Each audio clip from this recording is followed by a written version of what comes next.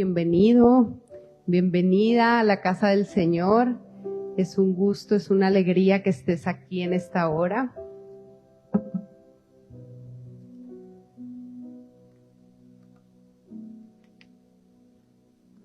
Les damos la bienvenida a este glorioso servicio. A todas las personas que nos visitan, a los que vienen por primera vez a este lugar, sean bienvenidos. Esperamos que sea la primera, pero no la última vez, ¿saben? Y saludamos también a las personas que se conectan con nosotros por medio de las redes sociales. Sean bienvenidos a esta transmisión. Como ustedes saben, hoy es el último domingo de abril. Y el último domingo de cada mes estamos trayendo una serie que se titula Derriba tus gigantes. Diga conmigo, derriba tus gigantes. ¿Por qué? ¿De qué se trata esta serie? Bueno, pues a lo largo de nuestras vidas, absolutamente todos nosotros nos vamos a tener que enfrentar a diferentes situaciones, a diferentes desafíos, a diferentes problemas y circunstancias, las cuales en ocasiones se nos van a presentar como un gigante. O sea, hay problemas de problemas, hay situaciones de situaciones, pero hay veces que esas situaciones se vuelven tan grandes que usted empieza a verlas como un gigante, como algo imposible de conquistar, algo imposible de derribar. Y esos desafíos son tan grandes y tan imponentes que en ocasiones nos podemos sentir hasta derrotados sin siquiera haber empezado a pelear. Estos gigantes, pues, ¿de qué está hablando, pastora? Yo no veo ningún gigante. Pues estamos hablando metafóricamente, estamos hablando de situaciones personales que pudiéramos estar viviendo en nuestra vida, en nuestra familia. Puede ser alguna enfermedad que tengamos, algún problema. Puede ser tu situación financiera que no te permite despegar, las deudas. Puede ser ese negocio que estás emprendiendo, pero que no está teniendo los resultados que tú esperabas. O puede ser esa casa que quieres comprar, pero que lo ves imposible poder comprar esa casa. Puede ser a lo mejor tu carrera universitaria que tú quieres cursar, pero que no tienes dinero. Puede ser problemas en tu matrimonio, puede ser problemas con tus hijos, puede ser que quieres tener hijos y no has podido. Son situaciones, diferentes situaciones que se nos pueden presentar a lo largo de nuestra vida y que eventualmente se convierten en un gigante, porque has luchado tanto en contra de esa situación, porque has estado bregando con eso por tanto tiempo, a lo mejor por años, que lo ves ya como un imposible. Pues hoy te traigo el cuarto mensaje de esta serie para decirte que con fe tú puedes vencer. Diga conmigo, con fe yo puedo vencer. Pero dígalo con fuerza, así como que sí desayunó y sí almorzó, así dígalo con fuerza, con fe yo puedo vencer. Vamos a leer Primera de Juan 5:4. ¿Qué nos dice Primera de Juan 5:4? Estamos conectados por acá, ¿ok? Porque todo lo que es nacido de Dios, ¿qué hace? Vence al mundo. Y esta es la victoria que ha vencido al mundo, nuestra fe. O sea que si tú tienes fe, tú puedes vencer al mundo y puedes vencer cualquier adversidad que se te presente. ¿Por qué? Porque la fe es una de las fuerzas más poderosas del universo. Todo en el mundo espiritual se mueve por medio de la fe. Usted entra al mundo espiritual por medio de la fe. El mundo espiritual no es algo que usted pueda mirar, que usted pueda ver, pero se entra al mundo espiritual por medio de la fe. Es por esto que todos los desafíos de nuestra vida pueden ceder ante la presencia de una fe activa y una fe atrevida.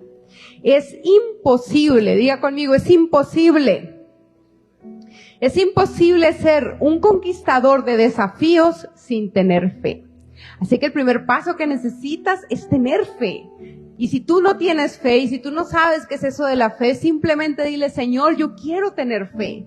Dame un corazón de fe. Derrama fe en mi vida porque yo quiero tener fe. Y hoy usted va a saber de qué manera puede desarrollar esa fe.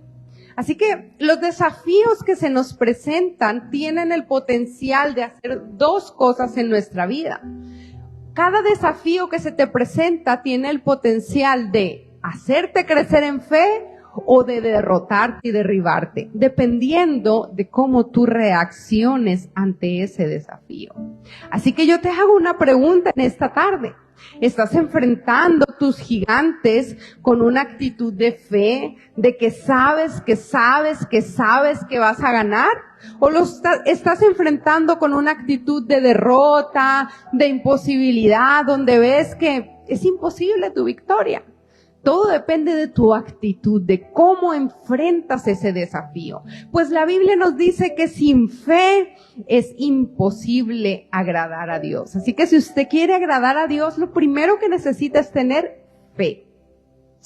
Y también nos dice que sin fe no podemos ganar la buena batalla que nos enfrentamos cada día, la buena batalla de la fe. La Biblia dice, pelea la buena batalla de la fe. La fe hay que pelearla, es una batalla diaria, pero hay que pelearla. Así que ya ustedes saben que Hebreos 11 es un capítulo donde se nos habla exclusivamente de la fe. Y en Hebreos 11 se nos habla de todos aquellos héroes en la Biblia que conquistaron cosas grandes para Dios por medio de la fe. Hebreos 11 nos habla de todos los hombres y mujeres que pelearon, que prevalecieron y ganaron por medio de la fe.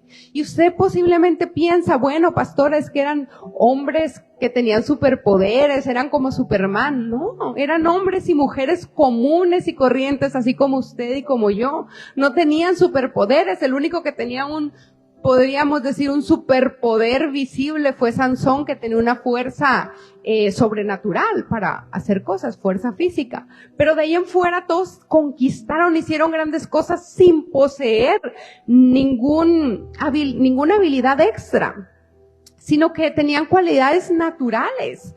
Como tú y como yo, no parecía que fueran guerreros o vencedores, pero tenían algo muy valioso y muy poderoso que se llama fe. Y tenían una fe inquebrantable que les dio la seguridad de que podían lograr lo que se habían determinado porque Dios estaba con ellos. Así que de la misma manera que ellos conquistaron cada cosa, porque empieza hablando de Abel, que por medio de la fe ofreció un sacrificio más excelente en comparación con Caín, y luego habla de Moisés, y luego después habla de Enoc, luego habla de Moisés, luego habla de Abraham, y empieza a hablar y hablar y hablar de estos héroes poderosos que hicieron grandes hazañas para Dios. Así que de la misma manera que ellos, nosotros podemos conquistar. Pero antes de entrar al cuerpo del mensaje, surge una pregunta en esta tarde. Posiblemente usted, si es nuevo o nueva, se está preguntando, bueno, pastora, ¿pero qué es fe? Dígame, no entiendo, usted me dice la fe, pero ¿qué es eso? Pues Hebreos 11:1 nos da una definición de qué es fe, y lo vamos a leer. Es pues la fe, la certeza, diga conmigo, la certeza de lo que se espera, la convicción de lo que no se ve. Diga conmigo, la convicción. Son dos cosas, certeza y convicción. Entonces, fe tiene que ver con una certeza. Certeza viene de seguridad. Fe tiene que ver con una certeza, con una seguridad, con una convicción de las cosas que todavía no se ven, pero que se esperan recibir. Algunas traducciones definen la fe como la sustancia de las cosas que se esperan. Hay una sustancia espiritual la cual recibimos antes de que las cosas se materialicen en nuestro mundo natural. Eso es fe. Sustancia es lo que usted logra tocar, es algo tangible, pero en el mundo del espíritu también hay una sustancia espiritual. Hay un tiempo en el que usted cree sus promesas y que aún no ha recibido la sustancia, o sea que aún no ha recibido la fe. En ese tiempo usted tiene esperanza, usted tiene deseos, anhelos de recibir las cosas, pero llega eventualmente un punto donde usted atraviesa en el mundo espiritual y usted recibe esa sustancia que sabe, que tiene una convicción en su corazón, que Dios lo va a hacer, que Dios se va a manifestar de acuerdo a como usted está creyendo, que usted va a recibir ese milagro, que usted va a tener ese hijo que el Señor le prometió, o su esposo o su esposa que usted está esperando, o esa casa, las cosas que hablamos al principio. Entonces usted sabe que Dios le va a responder, pero aún no se ha materializado. Y a lo mejor la gente te ve, que tú sabes y dices y declaras y dicen, esta persona está loca. ¿Por qué habla con tanta seguridad? Porque usted ha recibido algo que se llama fe. Fe es la sustancia. Cuando usted recibe la fe, recibe la sustancia, recibe la seguridad, recibe la convicción de que nada lo mueve de ahí porque sabe que lo va a recibir. Así que la fe tiene que ver con la esperanza de poder conquistar lo que parece imposible. Para los ojos de muchas personas puede parecer imposible, pero como usted ya recibió la fe, usted ya lo ve hecho, usted ya lo ve manifestado porque tiene fe. Y la fe tiene que ver con la esperanza de poder conquistar, de poder lograr lo que en el presente es invisible a la visión natural. O sea, aquellas cosas que aún no se han manifestado, pero que usted sabe que se van a manifestar. Entonces la fe no se trata simplemente de pensar positivamente con respecto de una situación, porque eso también lo hace la gente del mundo. Hay gente del mundo que no tiene a Dios, que no conoce la Biblia, que no conoce la palabra, que no conoce nada de eso, pero cuando se presenta un problema, cuando viene una enfermedad terminal, tienen una actitud positiva, una mentalidad positiva, porque se les ha enseñado en el mundo el positivismo y el poder del positivismo y el poder de la declaración. Entonces dicen, no, esa persona, pues su familiar que le declararon cáncer, dicen, no se va a morir. Y esa persona, y yo voy a pensar que esa persona va a ser sanada. Eso lo hace la gente del mundo y eso no es fe necesariamente. Amén.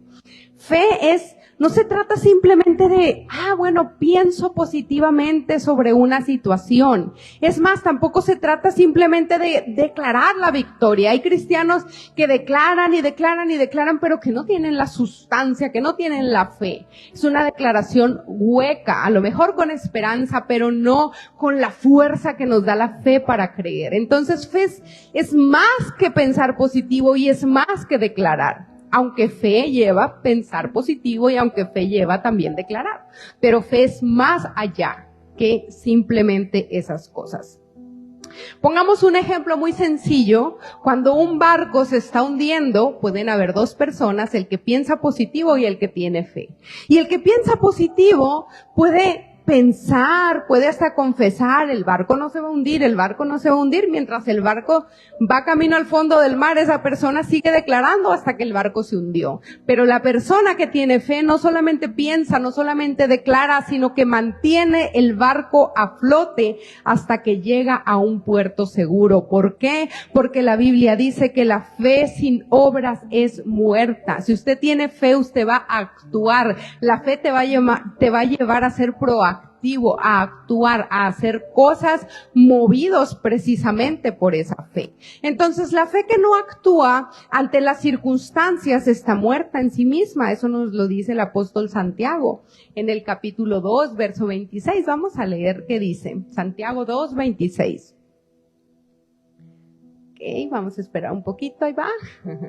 Santiago 2, 26 nos dice, porque como el cuerpo sin espíritu está muerto, o sea, todo cuerpo que el espíritu parte de ese cuerpo, pues queda muerto, queda sin vida. De la misma manera, dice, la fe sin obras está muerta. Entonces, ¿qué nos está diciendo? Que la fe va acompañada de obras. Para que una fe sea verdadera, sea real, tiene que ir acompañada de obras. Te va a llevar a hacer cosas que manifiestan esa fe. Entonces, con esto que les estoy diciendo, Como ya les dije, no estoy menospreciando la gran importancia de pensar positivamente, de tener una actitud correcta ante las circunstancias, ante los desafíos de la vida. Pero yo necesito que usted entienda que la verdadera fe es mucho más allá que una aceptación mental de una verdad. La fe que vence desafíos está fundada en una convicción interna que nos mueve a actuar. Como les decía, la fe te va a llevar a actuar, a hacer cosas. Y nos mueve en confianza y en seguridad de que vamos a conquistar. ¿Por qué? Porque la fe nunca admite pasividad. Si usted ve a un cristiano por allá en la esquina sin hacer nada y, es que estoy esperando en Dios, estoy en fe, hermano, pero no está haciendo absolutamente nada por cambiar su situación, ni está orando, ni está ayunando, ni está leyendo Biblia, ni se está metiendo con Dios, ni viene a la iglesia, pues esa fe es muerta porque no está haciendo realmente nada, no lo está llevando a actuar, a hacer algo para activar esa fe. Entonces, la fe nunca admite pasividad, sino que nos provee la fuerza para hacer algo, para cambiar la situación. Así que hoy te voy a hablar 6 aspectos, ya les hablé brevemente qué es la fe, de qué se trata esto de la fe, pero te voy a dar 6 aspectos en los cuales tú debes depositar tu fe para poder vencer. En otras palabras, pastora, ¿cómo desarrollo fe? ¿Fe en qué? ¿En qué debo de confiar? ¿Por qué usted está tan segura de lo que usted cree? Pues hoy le voy a dar 6 cosas en las cuales tú debes depositar tu confianza, tu fe, para que tu fe crezca, para que tu fe se desarrolle. Amén. ¿Estamos listos? Dele fuerte un aplauso al Señor.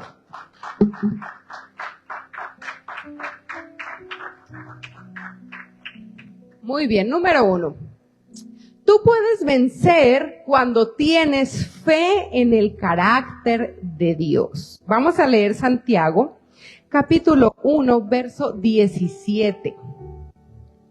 Santiago 1:17 nos dice que toda buena dádiva y todo don perfecto desciende ¿de dónde? De lo alto, del Padre de las luces, en el cual no hay mudanza ni sombra de variación. ¿Qué nos está diciendo? Que todas las cosas buenas que tú has recibido en tu vida, Dios te las ha mandado. Provienen del Padre de las luces, o sea, proviene del Padre eterno, de Dios. Toda buena dádiva, todo lo bueno que te ha pasado en la vida ha sido de parte de Dios. Pero entonces te da una característica de ese Padre bueno, de ese Padre de las luces, y nos dice que en Él no hay mudanza ni hay siquiera sombra de variación. O sea que Dios no cambia. Dios es el mismo. Dios es el mismo ayer, hoy y por los siglos. Dios no cambia de opinión. Dios no dice algo hoy y mañana piensa distinto. Dios se mantiene estable en su carácter. Dios no cambia. Y yo te hago una pregunta en esta tarde, porque dependiendo, no me la tienes que responder, respóndela para ti mismo, para ti misma. ¿Cuál es el concepto que tú tienes de Dios? ¿Cuál es el concepto? ¿Quién es Dios para ti? El concepto o la opinión que tú tengas de Dios determinará en gran medida tu habilidad para creerle. Si para ti Dios, es un Padre bueno, tú lo concibes como ese Padre bueno, y que no solamente es un Padre bueno, sino que es un Padre todopoderoso, y es un Padre de amor, y es un Padre que te ama, y es un Padre que quiere lo mejor para ti, pues esa concepción que tú tienes de Dios es lo que tú estás habilitado para recibir de Dios. Pero si tú crees, no, Dios se olvidó de mí, Dios no me quiere, pues tú estás haciendo que haya un impedimento para que Dios derrame bendiciones. Entonces, el concepto o la opinión que tú tengas de Dios va a determinar tu habilidad para creer su palabra, sus promesas. Ahora, lo que determina el valor de una persona, hablemos ahora de Dios, lo que determina el valor de una persona es su integridad. Usted sabe que una persona es valiosa si es una persona íntegra. ¿Qué significa íntegro? Íntegro es que es una persona que no engaña, es una persona de una sola pieza, una persona que es su sí es sí, su no es no. Es una persona que cumple lo que promete, es una persona respetuosa. Entonces, el valor de una persona está en su integridad y resulta que no hay nadie en el universo más íntegro que Dios. El carácter de Dios es íntegro en todos los aspectos. Esto es lo que nos asegura que Él es el mismo ayer, hoy, por los siglos. Dios es íntegro, por eso no hay mudanza ni sombra de variación en Él. Toda persona que tiene fe en ese carácter estable de Dios puede creer sus promesas, porque tú sabes que si Dios lo prometió, sea en su palabra, o sea que te dio una promesa a ti de manera personal, tú sabes que Dios lo va a cumplir, porque Dios cumple sus promesas. Posiblemente no sabes cuándo lo va a cumplir, no sabes cómo lo va a hacer, pero tú sabes que lo va a hacer. ¿Por qué? Porque Dios no miente, es más, no puede mentir, porque si Dios mintiera dejaría de ser Dios, porque va en contra de su carácter, de su esencia. Entonces, toda persona que tiene fe en ese carácter estable de Dios puede creer sus promesas porque tiene la seguridad de que Dios siempre estará presente para ayudarle a vencer todo lo que le venga en su caminar. Entonces, número 1 dijimos, tú puedes vencer cuando tienes fe en el carácter estable de Dios. Dios no cambia. Número 2, tú puedes vencer cuando tienes fe en la fidelidad de Dios. Aquí hablamos de otro atributo de Dios, que también es parte de su carácter, pero lo pongo aparte porque es muy sobresaliente. Dios es fiel. Vamos a leer Deuteronomio 7:9, que nos dice, conoce pues, porque hay gente que no lo sabe, hay gente que no lo conoce, que no conoce esta verdad, pero usted hoy sí la va a conocer. Conoce pues que Jehová tu Dios es Dios. Amén. Lo primero que usted debe de saber, que Dios es Dios, pero no es cualquier Dios, es Dios fiel. Y además de ser fiel, Él guarda el pacto y la misericordia a los que le aman y guardan sus mandamientos hasta 1000 generaciones. Entonces, otro rasgo sobresaliente del carácter de Dios es su fidelidad. Cuando decimos que alguien es fiel, significa que esa persona es consistente, es estable y es responsable en sus palabras y sus acciones.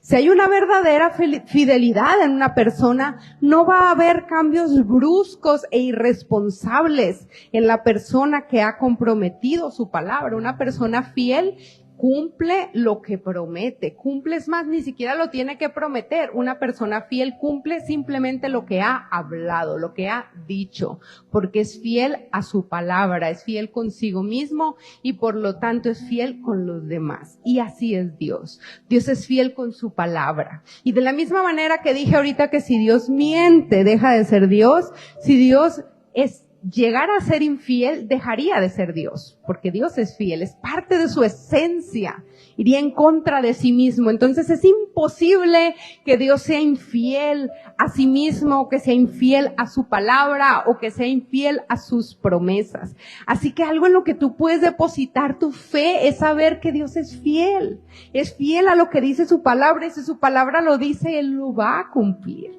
Y si eventualmente algo no se ha manifestado, el problema no reside en Dios, reside en nosotros. A lo mejor hay algo que nosotros necesitamos organizar, hacer, alinear para que eso se manifieste, pero no es que Dios sea infiel. Amén. Entonces, Dios, otra cosa importante para resaltar acerca de la fidelidad de Dios. Dios no es fiel porque espera algo de ti. O sea, Dios no es fiel contigo diciendo, a ver, yo voy a ser fiel con Yael, o yo voy a ser fiel con Manuel, con Dinora. Yo voy a ser fiel esperando que Él sea fiel conmigo. No es así, con Dios no es así.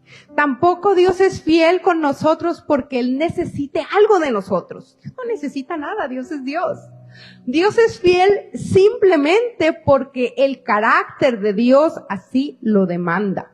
Él no cambia de acuerdo a los estados de ánimo. O sea, no es como que Dios se despertó hoy de mal humor y dice, ay, o sea, estoy muy enojado, entonces voy a derramar hoy un juicio sobre aquel país porque me tienen enojado. No. Dios cumple su palabra. Dios ya dijo en su palabra lo que Él va a hacer. Pero Dios no cambia dependiendo del estado de ánimo. O de acuerdo a las circunstancias del momento. Dios no cambia. Dios es fiel. La Biblia dice que Dios no cambia y que Jesucristo es el mismo ayer, hoy y por los siglos. Ahora, en lo natural sabemos que algunas personas son fieles a una amistad o a una relación siempre y cuando puedan sacar provecho. Y esto lo vemos así en el día a día, ¿no? Dolorosamente, incluso con cristianos. Que bueno, siempre y cuando les convenga una amistad o les convenga incluso un matrimonio, les convenga una relación, son fieles a ese pacto, son fieles a ese matrimonio, son fieles a esa amistad. Pero cuando sus intereses cambian, dejan de ser fieles a esa amistad. O siempre y cuando tengan el sentir, ¿no? Es que hoy me siento bien siendo fiel a esta persona, pero si mañana me enojo con esa persona, entonces dejo de ser fiel con ella. Pero con Dios no sucede así. Con Dios no existe ese riesgo porque Dios mantiene su fidelidad aun cuando la persona amada le sea infiel. Y vamos a leer aquí lo que Pablo le dijo a Timoteo en 2 Timoteo 2:13. Pablo le dijo a su hijo Timoteo, si fuéramos infieles, digan, no, están hablando de mí. Ok, 2 Timoteo 2:13. Si fuéramos infieles, Él permanece fiel. O sea, si tú le fallas a Dios, Dios permanece fiel. Porque Dios no es fiel contigo dependiendo de ti. Él es fiel por Él, dependiendo de Él. Él no puede cambiar. Dice, Él no puede negarse a sí mismo. Amén. Entonces, si Dios deja de ser fiel, dejaría de ser Dios, porque Él mismo estaría negando una parte de su carácter. Es fácil tener fe en una persona que es fiel porque es confiable, es responsable, es consistente. Porque ¿quién confía en el infiel? Nadie. Solamente una persona insensata. Así que podemos fácilmente tener fe en Dios porque Él se ha comprometido con nosotros por medio de su palabra. Y siempre ha mostrado ser consistente en la ejecución de todo aquello que nos ha prometido. Podemos ver a lo largo de su palabra que todo lo que Él le prometió al pueblo de Israel, Él se lo cumplió. Amén. Está registrado en la Biblia, en su palabra. Y más allá de decir Dios es fiel por su esencia, podemos decir que no solamente es fiel a su palabra, sino que Dios es fiel a su pacto. Dios tiene en su palabra pactos. Y si usted entra en ese pacto, ¿cuál pacto, pastora? ¿De qué está hablando? Bueno, nosotros pertenecemos al nuevo pacto que Jesucristo estableció por medio del derramamiento de su sangre. Si usted ha aceptado a Jesús como su Salvador y usted es alguien salvo que ama al Señor, que le ha entregado su vida, usted pertenece a ese nuevo pacto. O sea que Dios tiene un pacto contigo y Dios nunca será infiel a sus pactos. Dios es responsable con sus pactos. Número 3. Tú puedes vencer cuando tienes fe en su habilidad y su poder. Job 36:22 nos dice, he aquí que Dios es excelso en poder. Diga conmigo, excelso en poder.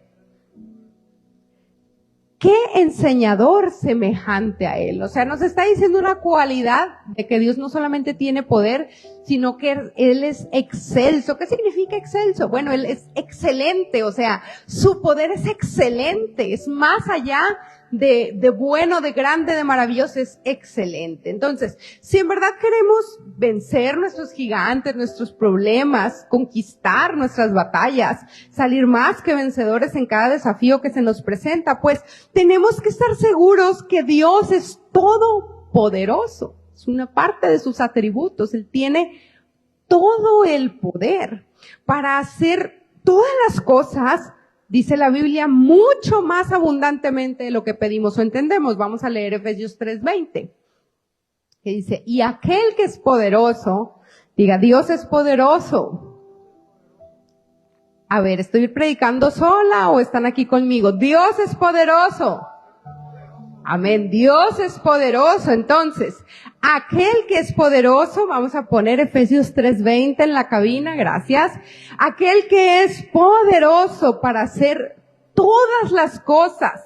Pero no solamente Dios es poderoso para hacer todas las cosas como tú se las estás pidiendo. Dios es poderoso para hacer todas las cosas mucho más abundantemente de lo que tú estás pidiendo. Y mucho más abundantemente de lo que tú siquiera logras entender de lo que Él puede hacer. Entonces, su poder va más allá de lo que pedimos o entendemos. Pero hay una condición para que eso se manifieste. Dice, según el poder que actúa en nosotros. Diga conmigo, según el poder que actúa en mí.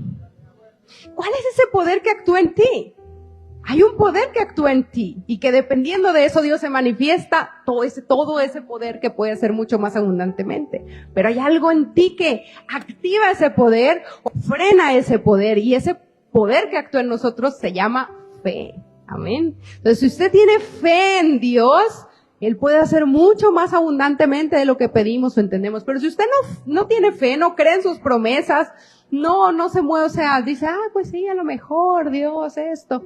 Entonces, ese poder no está actuando en ti y hay una limitación para que Dios se manifieste. Recuerde que la Biblia dice que Jesús no pudo hacer muchos milagros en cierta región por la incredulidad de los corazones de la gente. Entonces, lo que limita a Dios no es su falta de poder. Él tiene todo el poder que hay, que ha existido, que hay y que habrá contenido en Él. Amén. Él tiene todo el poder para hacer todas las cosas. Pero algo lo frena, algo lo limita, y es la incredulidad de los corazones. Diga, renuncio a toda incredulidad. Declaramos corazones llenos de fe. Así que nada es imposible para Dios, porque Él posee el poder para hacer todas las cosas. La palabra poder significa la habilidad para ejecutar una acción efectivamente. Lo que distingue a Dios de los otros dioses es que Él es omnipotente. Y en su persona reside, como ya les dije, todo el poder que ha habido, que hay y que habrá.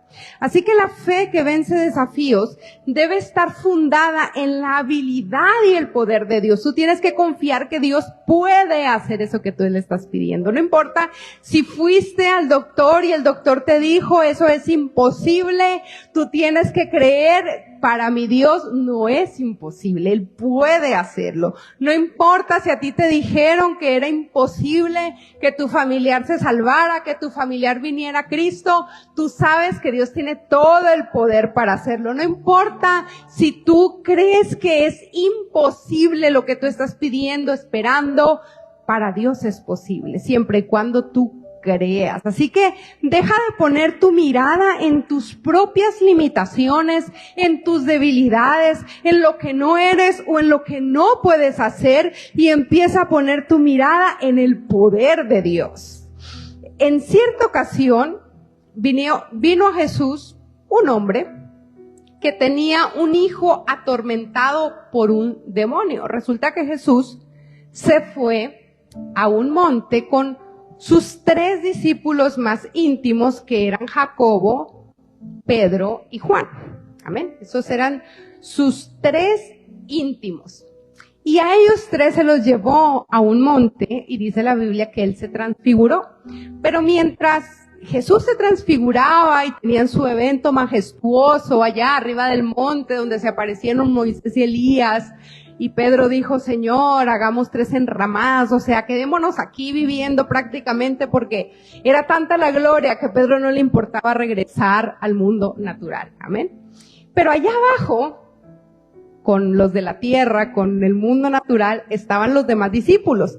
Y con esos discípulos vino un hombre que tenía un hijo que estaba endemoniado.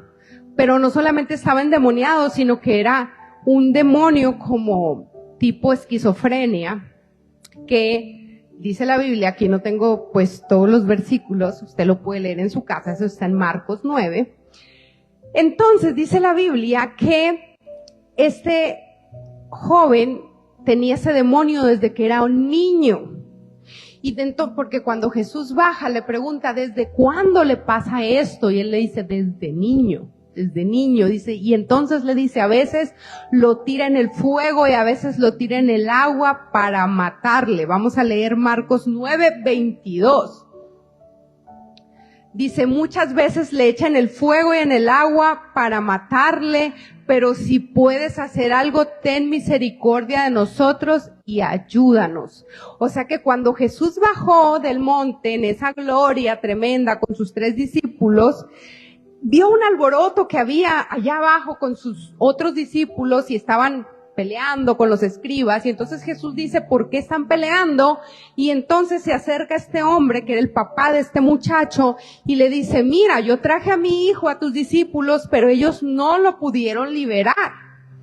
Entonces Jesús le empieza a interrogar y le dice, a ver, cuéntame, ¿desde cuándo le pasa? No, desde que era niño, y mira, ¿y cómo se manifiesta? Entonces le dice, muchas veces le echan el fuego, otras veces en el agua para matarle. O sea, lo que este demonio quería era que este joven se suicidara, se tirara al agua, se ahogara, o en el fuego. Pero entonces el padre de este niño le dice, pero si tú puedes hacer algo, ten misericordia de nosotros y ayúdanos.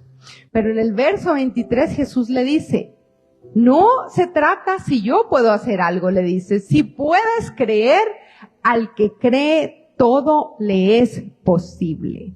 O sea que este hombre no entendía que la solución a su problema no estaba siendo detenida por la falta de poder en Jesús. O sea, no era que Jesús no tuviera el poder, era que él no tenía la fe de que Jesús tuviera el poder. Amén. Lo que estaba impidiendo era su falta de fe en ese momento. Por eso dijo, si tú puedes hacer algo. O sea, no estaba seguro si Jesús lo podía hacer. Jesús le dijo, no. O sea, intrínsecamente está ahí. Jesús le dijo, no se trata si yo puedo, es si tú puedes creer, al que cree todo le es posible. Y entonces en el verso 24 dice, inmediatamente el padre del muchacho clamó y dijo, creo, o sea, sí tengo fe, pero no suficiente, ayuda a mi incredulidad. Amén. Él tenía fe, pero no era suficiente para creer por ese milagro. Él tenía fe que Jesús era poderoso. Él posiblemente había visto que sanaba ciegos. Él posiblemente había visto que liberaba otros endemoniados, pero el caso de su hijo le parecía tan imposible que dijo, creo, pero ayúdame mi incredulidad. No logro creer por este milagro. Entonces, en la misma manera, nosotros nos enfrentamos muchas veces a desafíos y se nos olvida que la solución no está en si Dios puede o no puede darnos la victoria. La solución está en creer en su poder y en su habilidad para hacer aún lo que para nosotros parece imposible. Dios es tan bueno que no siempre requiere que tengamos una fe perfecta, una fe maravillosa, una fe invencible, no. Dios lo que quiere es que admitamos, Señor, esto es muy difícil para mí, ayuda a mi incredulidad. Yo quiero creer esta promesa, yo quiero creer por este milagro, pero tengo incredulidad, o sea, no logro tener tanta fe para eso, ayúdame, Señor. No hay pecado en eso. A Dios le agrada cuando reconocemos nuestras debilidades, nuestras limitaciones. Así que hagamos como el padre de este muchacho atormentado que pidió que Jesús le ayudara a su incredulidad. Así que el poder de Jesús hizo 2 cosas. Primero, ayudó a la incredulidad de ese padre para que él pudiera creer, y después sanó completamente a su hijo de la opresión de ese demonio. Así que dele fuerte, fuerte un aplauso al Señor.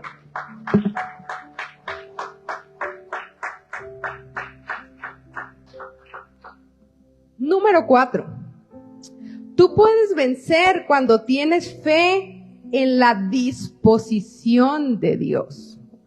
Una cosa es creer en la habilidad de alguien para hacer algo, pero otra cosa es creer que esa persona tiene la disposición para hacerlo. Si usted le pregunta a cualquier cristiano en el mundo, la mayoría de los cristianos a usted le va a decir, yo creo que Dios es poderoso, yo creo que Dios tiene poder, yo creo que Dios sana a los enfermos, yo creo que Dios libera a los endemoniados, yo creo que Dios hace milagros en este tiempo. Pero algo pasa cuando se trata de creer por su milagro personal. Algo pasa cuando se trata de creer por la sanidad de su hijo, de su padre, de su tío, de su abuelo. Algo pasa con eso de que no están tan seguros que Dios esté dispuesto a hacer el milagro, que Dios esté dispuesto. Así que de eso se trata este punto. Tú tienes que creer o tener fe en la disposición de Dios. Dios siempre está dispuesto a manifestar su poder. Dios siempre está dispuesto a consolarnos. Dios siempre está dispuesto a respondernos. Así que un ejemplo de eso lo tendríamos. Bueno, es fácil creer que un millonario tiene la habilidad de donarte $1,000,000. Él tiene millones y él tiene la habilidad, el poder de donarte, de darte $1,000,000. Pero es más difícil creer que ese millonario va a querer darte ese $1,000,000. Hay una gran diferencia en eso. Eso se llama la disposición que tiene esa persona de hacer algo. Entonces, en el caso de Dios, Él no solamente tiene el poder para hacer todas las cosas, sino que Dios tiene la mejor disposición para hacerlas. Todos cantamos, como ya les dije, hablamos, predicamos, exaltamos el poder de Dios, pero algo sucede cuando nos enfrentamos a los desafíos donde no tenemos fe para creer que Dios quiere hacerlo. Porque la fe no solo debe estar fundada en el poder de Dios, sino también en su disposición para hacer todo lo que le pedimos. Jesús dijo, si 2 o 3 de ustedes se ponen de acuerdo pidiendo al Padre algo en mi nombre, yo lo haré. Cualquier cosa que pidan en mi nombre creyendo, yo la haré. Entonces tenemos una serie de promesas en la Biblia que nos aseguran que Dios siempre está dispuesto a respondernos, siempre está dispuesto a mandarnos la respuesta, el milagro, la sanidad, a derramar su poder. Tenemos en la Biblia otro caso de un leproso que se acercó a Jesús en Mateo 8. Vamos a leer Mateo 8, verso 1. Dice, cuando descendió Jesús del monte, le seguía mucha gente. Mateo 8, 1. Cuando Jesús descendió del monte, le seguía mucha gente. Y aquí vino un leproso, en el verso 2, un leproso, y se postró ante él diciendo, Señor, si quieres, puedes limpiarme. O sea, el leproso no estaba seguro que Jesús quisiera. El leproso sabía que Jesús tenía el poder de limpiarlo, de sanarlo de la lepra, pero no estaba seguro si él quería. Por eso le dijo, Señor, si tú quieres, puedes limpiarme. Si tú quieres, puedes limpiarme. Jesús extendió la mano, le tocó diciendo, verso 3, quiero. ¿Qué dijo Jesús? Quiero. Esa es la respuesta que Dios siempre tiene para lo que tú le pides. Jesús, el Padre, Jesús y el Espíritu Santo siempre van a decir, quiero, sé limpio. Y al instante su lepra desapareció. Este leproso sabía que Jesús podía limpiarlo, podía sanarlo, pero no estaba seguro si él quería hacerlo. Lo mismo sucede con muchos cristianos de hoy en día. Saben que Dios es poderoso para prosperarlos, saben que Dios es poderoso para sanarlos, saben que Dios los puede libertar, que Dios les puede hacer el milagro, pero no están muy seguros si Dios quiere hacerlo en su vida personal. Amén. Pero la respuesta de Dios a nuestras necesidades es la misma respuesta que Jesús le dio al leproso. Quiero bendecirte, quiero prosperarte, quiero sanarte, quiero darte, quiero liberarte, quiero sacarte de esa situación, quiero sanarte de esa enfermedad. quiero porque Dios es el mismo de ayer, de hoy y por los siglos. Entonces Dios no ha cambiado y Dios tiene esa disposición. Él está siempre dispuesto, su mano siempre está dispuesta a socorrernos, su mano siempre está dispuesta a respondernos y usted tiene que tener esa convicción. A lo mejor usted dice, ay pastora, ¿y por qué yo tantas cosas le pido y no las recibo? Bueno, hay que analizar, pero puede ser que haya una oposición espiritual. Podemos ver en el libro de Daniel de que Daniel propuso un ayuno de 21 días. Amén. Él propuso un ayuno de 21 días pidiendo revelación a Dios. Y entonces, 21 días después, cuando terminó el ayuno, se le presentó el arcángel Gabriel, y le dijo, Daniel, desde el primer día que dispusiste tu corazón a entender y a humillarte delante del Señor, yo fui enviado a ti, pero el príncipe de Persia se me opuso. Entonces, ¿qué hubo ahí? Oposición espiritual. No era que Dios no le quiso responder, no era que Dios, es más, ni siquiera Dios esperó, Él dijo, propongo 21 días de ayuno, y desde el primer día dijo el Señor, aquí está tu respuesta. Yo sé que vas a hacer los 21 días, mira, tocaste mi corazón, aquí está tu respuesta, te envío lo que tú quieres entendimiento, vas a entender. Pero resulta que ese entendimiento, esa bendición que Daniel iba a recibir era tan grande, tan poderosa, que el príncipe de Persia, que tipifica un principado, el príncipe de Persia, se le opuso al arcángel Gabriel por 21 días. Un arcángel. Pero el príncipe de Persia se le opuso, y entonces dice que tuvo que venir Miguel, uno de los principales príncipes del cielo, o sea, el arcángel Miguel, a ayudarlo para poder vencer al príncipe y poder que la bendición le llegara a Daniel. Entonces, ¿qué entendemos con eso? Desde el primer día. Muchas veces desde el primer día que usted le pide, Señor esto, Señor aquello, el Señor envía la bendición. Pero hay una lucha espiritual en los aires, hay una oposición, hay algo que se tiene que pelear, hay una batalla, hay espíritus de retraso, hay espíritus de demora. Entonces usted no puede dejar de creer, usted no puede pensar, Dios no quiso responderme, Dios no me ha respondido, la respuesta de Dios fue no. Dios siempre está dispuesto, disponible, pero entonces hay que analizar por qué no ha recibido la respuesta. A lo mejor es propósito de Dios, es voluntad de Dios, es desierto de Dios, es oposición del diablo, o a lo mejor hay cosas que tú tienes que organizar en tu vida. Entonces hay que analizar, pero el carácter y la esencia de Dios no cambia. Él está dispuesto a bendecirte, dispuesto a coronarte de favores. Amén. Dele fuerte, fuerte, fuerte ese aplauso al Señor.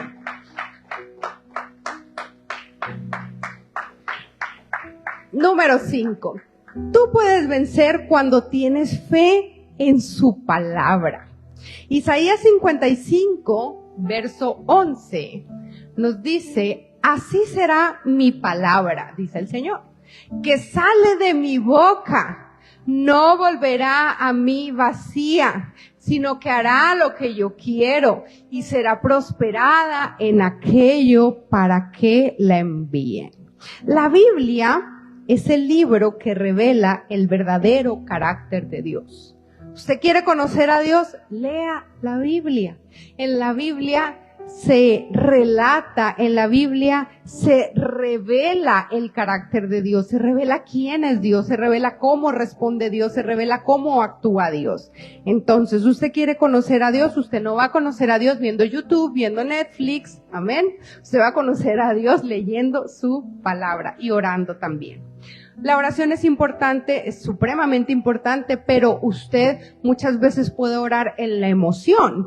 Entonces, si usted, aparte de oración, tiene la disciplina de leer la palabra, usted va a tener estructura, va a tener fundamento, va a tener base sólida de quién es Dios, va a conocer a Dios. Entonces, todo lo que hemos dicho hasta ahora sobre el carácter de Dios, lo hemos aprendido por medio de la revelación de Dios en su palabra. De hecho, todo lo que predicamos de Dios, de cualquier tema que venimos y nos paramos aquí, pues lo basamos en lo que está escrito en la Biblia, en los principios que están revelados en la Biblia. En este caso, hemos hablado del carácter de Dios, de quién es Dios, de cómo se comporta Dios, por qué usted tiene que confiar y tener fe y tiene que tener una fe ciega, completa en Dios, en sus promesas. Hoy estamos hablando de eso. Y una de esas cosas en las cuales usted puede depositar esa fe, de saber que Dios no falle, que Dios no miente, su palabra. Usted confíe en su palabra. La Biblia dice que la fe viene por el oír la palabra de Dios. Por eso cuando usted viene a la iglesia y oye la palabra de Dios, usted sale de aquí como fortalecido, como contento, como fuerte, como o sea, sí puedo. Y a lo mejor durante los días de la semana empiezan a venir situaciones, cosas que dicen, bueno, ya no estoy tan seguro, pero vuelve al servicio y vuelve y recibe esas fuerzas, porque la fe viene por el oír. Así que usted por eso no debe dejar de congregarse. Usted tiene que estar oyendo la palabra de Dios. Es importante leerla, estudiarla, pero es aún más importante escucharla aquí en la iglesia, donde se le predica, se le explica, se le alimenta con la palabra. Entonces, la fe viene por el oír la palabra de Dios. Eso lo dice la Biblia. Lo que hace que la palabra de una persona tenga valor no es que suene muy bonito lo que esa persona hable. Lo que hace que las palabras de una persona tengan valor tampoco es que hable muy elegante, con palabras muy rebuscadas, no. Lo que le da valor a la palabra de alguien es la integridad del carácter de la persona que está hablando. Entonces, puede decir la misma palabra una persona que es mentirosa, que es infiel, y no es valiosa, no tiene ningún valor diferente cuando la habla una persona que es íntegra, una persona que es fiel, una persona que cumple sus promesas. Entonces esas palabras adquieren valor. Amén. Entonces, el verdadero valor de un hombre no reside en las palabras que habla, sino en las palabras que cumple. Si yo tengo fe en las palabras de alguien, es porque esa persona me ha probado una y otra vez que él no miente y que siempre que esté a su alcance va a cumplir todo lo que me ha prometido. Por eso es que yo tengo una fe absoluta no solo en la palabra de Dios, sino que tengo una fe más absoluta en el Dios de la palabra. Si usted tiene fe en el Dios de la palabra, usted va a tener fe en la palabra que Dios ha hablado. Entonces, si tú quieres estar equipado para enfrentarte a esos gigantes que la vida te presenta, ten fe en la palabra de Dios, sabiendo que ella es el resultado de un Dios fiel, de un Dios íntegro, quien nunca puede fallar y nunca puede mentir. Entonces, ¿de dónde me aferro, pastora, para este problema, para esta adversidad? Lee la palabra.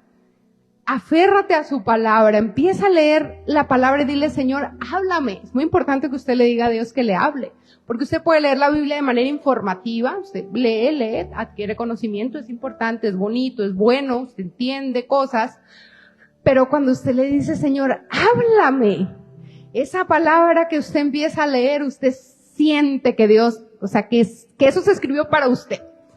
Mejor dicho, que cuando lo escribieron hace 500 siglos, no sé, Dios estaba pensando en ti cuando se estaba escribiendo ese salmo, cuando se estaba escribiendo ese proverbio, cuando se estaba relatando la historia de tal rey, y tú dices, wow, yo me identifico con esto, o Dios me está hablando, o mira qué poderoso. Entonces, es cuando la palabra se hace rema en nuestras vidas, se hace viva. Tú dices, esto es para mí. Entonces, no leas la Biblia desde una perspectiva informativa, solamente léela con el corazón de que Dios te va a hablar a ti, de que no solamente vas a conocer más de Dios, de sus principios, que todo eso es maravilloso, pero dile, Señor, háblame en este día, y yo te aseguro que Dios te va a hablar y te va a dar grandes promesas de las cuales tú aferrarte, de las cuales tú vas a poder aferrarte en medio de las circunstancias. Con una sola promesa que tú recibas, que sabes que Dios te la dio a ti. tú puedes prevalecer en las peores circunstancias. Amén. Así que dele fuerte un aplauso al Señor. Y finalmente, número 6, tú puedes vencer cuando tienes fe en el maravilloso amor de Dios. Romanos 5:5 nos dice que la esperanza no avergüenza. O sea, si usted tiene esperanza, ¿qué significa la palabra esperanza, pastora? Esperanza viene de esperar. Si usted está esperando algo de Dios, si usted está esperando la respuesta de Dios porque tiene fe, la Biblia dice que usted no sienta vergüenza de que está esperando en Dios, porque la esperanza no avergüenza, pero nos da una razón más allá. Dice, porque el amor de Dios ha sido derramado en nuestros corazones por el Espíritu Santo que nos fue dado. Entonces, la seguridad mayor que yo puedo tener para ser más que vencedor en esta vida es saber que Dios me ama con un amor incondicional, con un amor incomparable. Aquí no importa si yo fallo, si yo soy, o sea, no tengo que ser perfecta para que Dios me ame. Simplemente tengo que estar dispuesta a recibir su amor. Por supuesto que hay una responsabilidad que Dios espera de parte mía, que yo cumpla su palabra, que yo viva en santidad, que yo me someta a mis pastores. O sea, tantas cosas que Dios espera de mí. Pero si fallo de repente en una cosa, no por eso Él me deja de amar. Dios me ama igual. Dios me ama de manera incondicional, de manera incomparable. Y Dios espera que si yo fallo me arrepienta y vuelva, amén. O sea, no es como que Dios nos está dando una licencia de vivir como nos dé la gana, no. Pero entiéndalo, que si usted falla, Dios lo sigue amando. Eso es lo que quiero resaltar. Entonces, ese amor de Dios es tan maravilloso que movió a Dios a hacer el máximo sacrificio de amor, dando lo más cercano a su corazón por una humanidad perdida y por una humanidad que no siempre aprecia la manifestación de ese amor. Dios es el único ser que ama sin la condición de ser amado. La Biblia dice que Dios nos amó primero, y Dios no te ama dependiendo si tú lo amas a Él. Dios no te ama dependiendo si tú lo aceptas a Él. Dios no te ama dependiendo si tú te arrepientes. No depende de eso su amor. Su amor es incondicional. Este amor divino es difícil de ser comprendido por la mente humana. O sea, no lo logramos concebir, no lo logramos entender con nuestra mente completamente. ¿Cómo podríamos definir algo si no tenemos algo de valor igual para compararlo? O sea, no tenemos un punto de referencia para decir el amor de Dios es igual a esto que nosotros conozcamos o podamos entender. Pero lo más cercano al amor de Dios podemos entenderlo de esta manera. Dios es Padre. Y Dios diseñó al ser humano de tal forma que nosotros también seamos padres. ¿Para qué? Para que podamos comprender un poco, solo un poco, de su amor incondicional hacia nosotros. O sea, cuando usted se convierte en padre, cuando usted se convierte en madre, y usted tiene hijos y ama de manera incondicional a ese hijo, y no importa si ese hijo se porta mal, no importa si ese hijo desobedece, no importa lo que haga o deje de hacer el hijo y lo imperfecto que sea, el padre y la madre va a amar de la misma manera al hijo. O sea, su amor no cambia. Y es más o menos así como Dios nos ama, porque no hay comparación. Su amor hacia nosotros no hay comparación. Pero Dios nos ha diseñado así, de manera que seamos una familia, de manera que seamos padres como Él es Padre, para que podamos entender un poquito de su amor incondicional. Pero entonces, surge una pregunta: ¿qué tiene que ver este amor de Dios con esta fe que estamos hablando para enfrentar gigantes? Bueno, pues muy sencillo. Si Dios pudo amarnos tanto, aún siendo nosotros pecadores, y envió a su único hijo a morir por ti y por mí, ¿qué no hará Dios por nosotros ahora que ya somos sus hijos, ahora que ya estamos reconciliados con Él, ahora que ya fuimos reconciliados por medio de la sangre de Jesucristo? Tenemos que cambiar esa mentalidad religiosa que nos ha hecho creer, bueno, Dios solamente quiere salvarte y ya se olvida de ti, o sea, te da la salvación y ya. No solamente Dios quiere salvarte, perdonarte, liberarte, todo eso es maravilloso, pero el amor de Dios no termina cuando tú eres salvo. Ahí es donde empieza a manifestarse la grandeza de su amor. Y entonces ese amor de Dios viene cargado de promesas, viene cargado de bendiciones, viene cargado de regalos. Y muchas cosas que tú estás esperando y que tú le estás pidiendo a Dios, Dios te la va a responder simple y sencillamente porque Él te ama. Entonces tienes que depositar tu fe en ese maravilloso amor de Dios. De saber que no solamente Dios es fiel, que su carácter es estable, que Dios no cambia, que Dios cumple sus promesas, que Dios cumple su palabra, que Dios tiene poder, que Dios está dispuesto, sino que además de todo esto, Dios me ama. Eso usted lo tiene que saber, que Dios te ama y que como Dios te ama, Dios te quiere responder, Dios te quiere sanar, Dios te quiere liberar, Dios te quiere hacer ese milagro. Entonces, no hay límite para el amor de Dios hacia nosotros. Es un amor ancho, es un amor profundo que nunca lograríamos terminar de conocer. De hecho, entre más usted conoce el amor de Dios, más se da cuenta de todo lo que le falta por conocer. Amén. Así que no debe ser un secreto que Dios quiere que tú venzas todos los desafíos que la vida o Satanás te pone. Cree que ese amor está disponible para socorrerte, para proveerte los recursos necesarios que tú necesitas para ganar en esta lucha. No seas tímido tampoco para pedirle a tu Padre, es tu Padre bueno.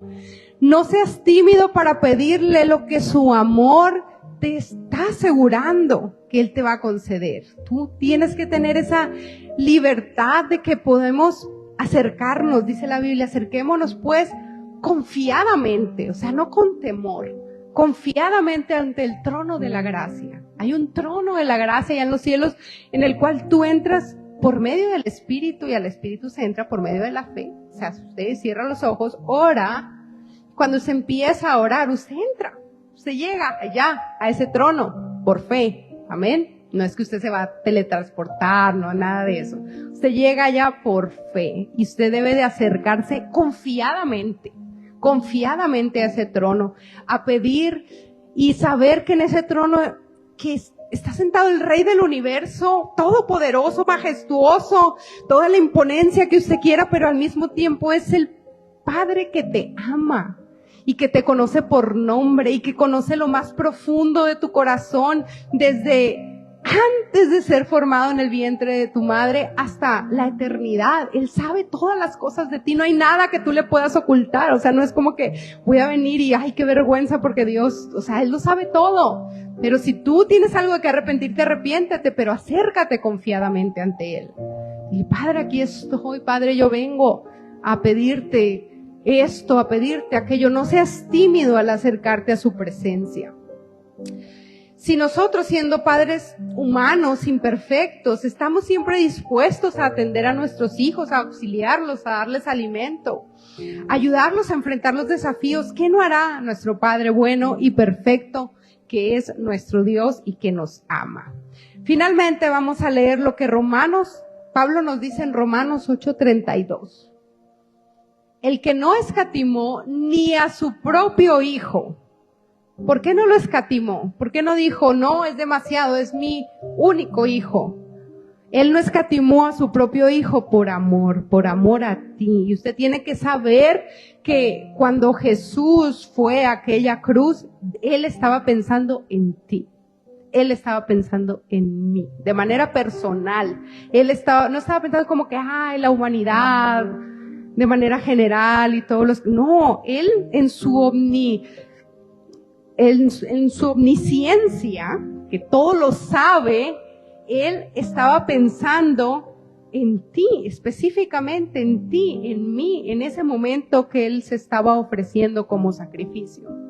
Entonces, eso tampoco lo podemos entender en la mente humana, pero para Dios es posible. Entonces, el que no escatimó ni a su propio Hijo, sino que lo entregó por todos nosotros, ¿cómo no nos dará también con Él todas las cosas? O sea que no solamente Dios nos quiere dar a Jesucristo, a Jesús, sino que juntamente con Él nos quiere dar todas las cosas. Y en otra parte dice, para que las disfrutemos. Dios quiere que tú seas feliz.